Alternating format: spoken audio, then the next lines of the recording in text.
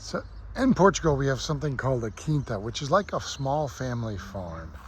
And it'll have typically trees, fruit trees, maybe a vineyard, maybe a place to grow little small vegetables, cabbage and things like that. So this week we're at a small quinta on the outskirts of Lisbon. And this quinta is really special. It's owned by a Christian couple who bought it a few years ago. And when they bought it, they were doing some renovations on it. And one day some people knocked on the door and said, "Hey, can we come in and take pictures?" And they told this Christian couple, they said, "You may not know this, but this is the site of the first ever Protestant church in Portugal." So the story is that back in 1880, there was a Portuguese priest who was a parish priest out in this area of Lisbon, or on the outskirts of Lisbon.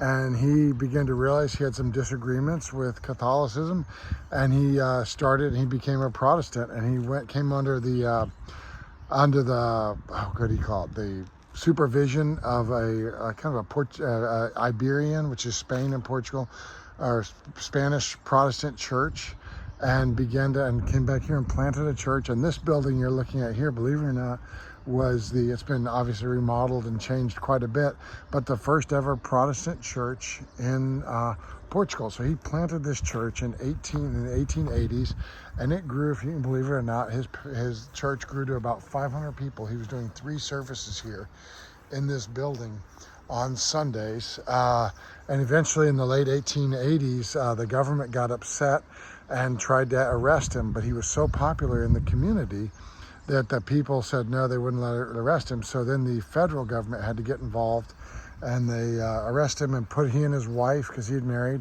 on trial, and they were declared innocent of whatever charges had been trumped up against him. He went on and continued to grow his church, and really a cool story.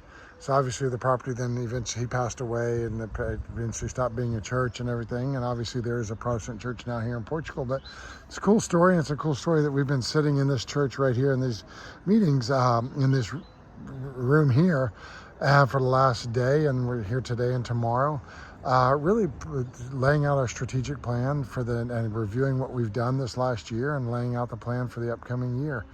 So it's kind of fun that we could be here in this retreat center, which is a site which has so much historical significance here in Portugal.